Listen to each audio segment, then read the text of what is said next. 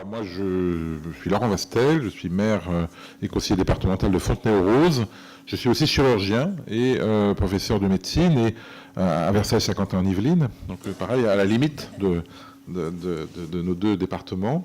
Et c'est vrai que j'ai eu, il y a de nombreuses années de ça, jadis, oserais-je dire, en 1994, l'honneur et l'avantage d'être au cabinet du ministre de la Santé, de M. Douste-Blazy, de Mme Simone Veil, au moment où ont été débattues les premières lois de bioéthique. Et je me suis à l'époque passionné, bien sûr, pour le débat sur le statut du corps humain, sur les choix qui étaient faits en France, qui étaient assez novateurs malgré tout par rapport à l'ambiance générale plutôt issue du droit romain et finalement autorisant plus facilement un certain nombre de dérives.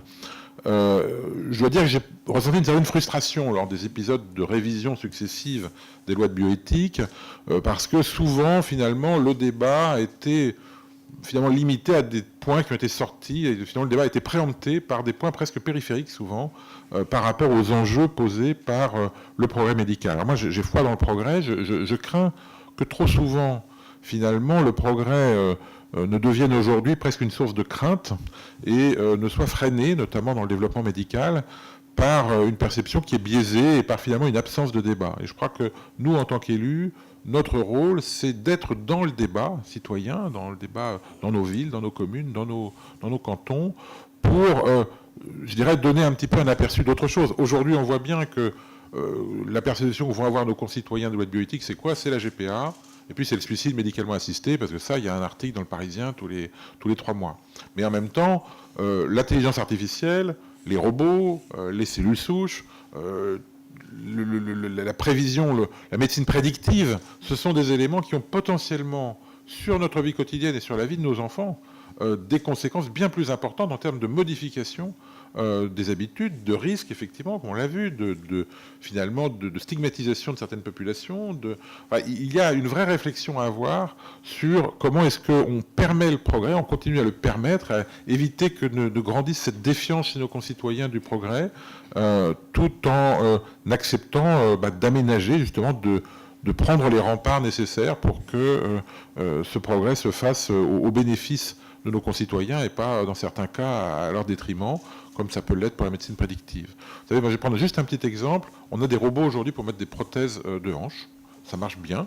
Ça marche plutôt un petit peu mieux que le chirurgien lambda, si j'ose dire, parce qu'il y a un petit peu plus de fiabilité, il y a un peu plus... Voilà. Bon. Sauf que le chirurgien lambda, si on généralise cette option, il va regarder le robot mettre la prothèse.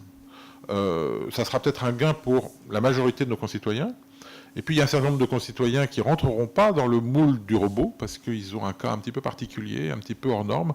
Et eux, par contre, ils n'auront plus de chirurgiens qui auront l'expertise nécessaire pour faire face à leurs problèmes.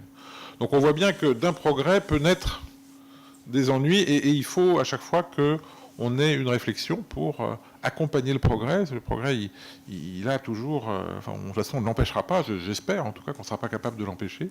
Mais en tout cas, il doit, je dirais, être accompagné et encadré et compris et, je dirais, analysé. Et c'est pour ça que je me réjouis, moi, d'avoir aujourd'hui le panel que nous aurons pour débattre de tous ces sujets. Je remercie encore une fois Emmanuel Hiersch qui a brillamment réuni un panel de personnes qui vont nous éclairer sur plein de points et nous donner plein de perspectives de réflexion. Et je suis sûr qu'on va passer donc une très bonne journée ensemble pour débattre de ces sujets passionnants. Merci beaucoup.